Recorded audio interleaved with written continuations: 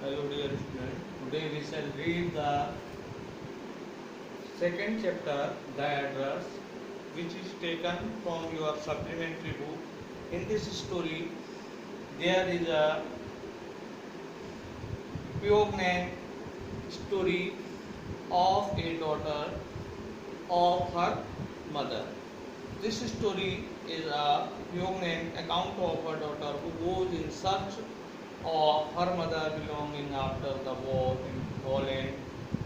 When she finds them, the objects evoke memories of her earlier life. However, she decided to leave them all behind and resolve to move on. तो इसमें जो कहानी है वह एक पुत्री की अपनी माँ के प्रति मर्म स्पर्शी जो है, जो विचार हैं, जो भावनाएं हैं, उनका जो है प्रकटीकरण इस कहानी में करा गया है। तो कहानी की शुरुआत इस प्रकार है। लेखिका कहती है, जब मैं उस एड्रेस पर पहुंची और मैंने दरवाजा खटखटाया तो मैंने उनसे, तो एक महिला ने दरवाजा खोला तो मैंने उससे पूछा कि क्या आप मुझे जानती हैं। तो उस महिला ने कहा, मैं तुम्हें नहीं जानती। तो मैंने उसे परिचय दिया कि मैं श्रीमती एस की पुत्री हूँ। तो उसने जो है मुझे पहचानने से इनकार कर दिया। मैंने सोचा कि संभवतः मैं गलती पर थी और मैंने गलत एड्रेस को जो है गलत एड्रेस पर मैं शायद आई और गलत दरवाज़ा मैंने खटखटाया। पर तभी मैंने देखा कि वह जो महिला थी वह लेखिका की माँ की जो बुनी हुई हरे रंग की कार्डिगन था उसे वह पहने हुई थी, जिसके की लकड़ी के बटन लगे हुए थे जिस पर, और वह घिसकर पीले हो चुके थे। और वह महिला पता नहीं क्यों उस दरवाजे को पूरा नहीं खुलना देना चाहती थी और वह दरवाजे पर ओट लगा के खड़ी हुई थी। तो मैंने उससे पूछा कि क्या तुम मेरी माँ को जानती थी। तो उस महिला ने कहा, क्या तुम वापस आ गई। मैंने सोचा कि कोई वापस नहीं आएगा। संभवतः वह उसे महिला को अनुमान नहीं था कि वह जो लेखिका की पुत्री है वह कभी उसके एड्रेस पर पहुंच पाएगी। तो उसने तभी जो है गलियारे में एक दरवाज़ा खुला और बंद हुआ, उससे फफूंदीदार जो है गंध बाहर को आई। तो उस महिला ने कहा, मुझे खेद है कि मैं तुम्हें आज नहीं मिल सकती, तुम संभवतः किसी और दिन आना। और उसने सावधानी से उस दरवाजे को जो है बंद कर दिया। और मैं तब दरवाजे पर थोड़ी देर सीढ़ियों पर खड़ी रही तो बगल के कमरे के जो सामने का कमरा था उसके खिड़की का जो पर्दा हिला और किसी ने जो है खिड़की से बाहर झाँक कर देखा और पूछा कि वह क्या चाहती है। तो उसके माँ ने कहा कि कुछ नहीं।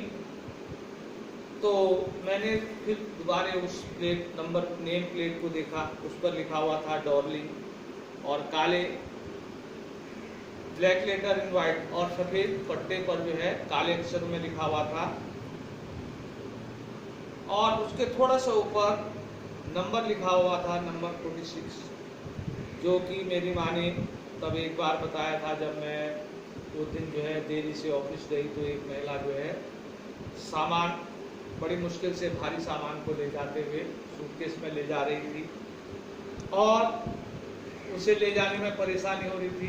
तो जब मैंने नीचे आई तो मेरी माँ ने मुझे उससे परिचय कराया और कहा कि यह उसे डॉर्लिंग है और जो है हमारे बहुमूल्य सामान को जो है यह अपने पास सुरक्षित रख रही हैं। शायद हॉलैंड में जब युद्ध हो और हमें यह एड्रेस छोड़ना पड़े तो हम सामान जो है हमारा इससे पहले कि गायब हो जाए, तो यह जो सामान है यह श्रीमती डॉर्लिंग अपने पास सुरक्षित रख रही हैं ताकि बाद में हमें आवश्यकता होने पर वह सामान हम ले सकें। और मैं वापस रेलवे स्टेशन की ओर निकली तो मुझे अपने उस पुराने जो वातावरण था उसका जो है ध्यान आया और चारों तरफ मैं देख रही थी कि किस प्रकार जो है मिसेस डॉर्लिंग हमेशा जब भी वह हमारे घर पर आती थी तो कुछ न कुछ सूटकेस और बैग में वह सामान भर के ले जाती थी।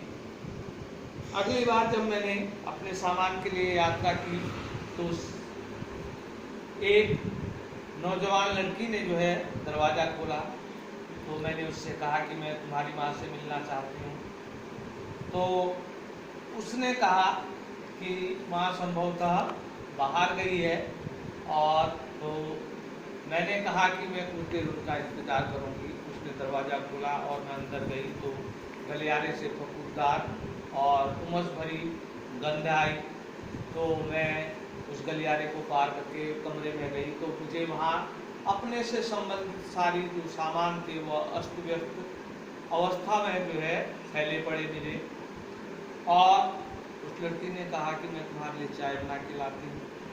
और जैसे वह गई तो मैंने चारों ओर नज़र डाली, दीवारों पर नज़र डाली, तो मेरे से संबंधित चीज़ें जो है वहाँ पर बेतरतीब ढंग से लटकी हुई थी। और वह अपने पुराने स्थान पर जाने के लिए लालायित थी। तो मैं जो है संभवतः लेखिका कहती है कि इस समय एक अपने छोटे से किराए के कमरे में रहती थी और उतना सामान रखने के लिए मेरे पास कमरे में जगह नहीं थी। और थोड़ा बहुत जो कार्टिलरी यानी कि खाने के लिए उपयुक्त जो सामान था वह मेरे जो है मेज की ड्रॉअर में फिट हो सकता था, पर अधिक सामान रखने के लिए मेरे पास न तो स्थान था। और दूसरी बात जो है वह जो मेरी माँ और मुझसे पुरानी संबंधित जो वस्तुएं थी वह मुझे जो है वस्तुएं मुझे पुराने बुरे समय की याद दिलाती। इसलिए जो है मैंने सोचा कि मुझे यह संभवतः यह स्थान छोड़ देना चाहिए। और मैं वहाँ तेज़ी से उठी और गलियारा पार करते हुए दरवाजे पर आई।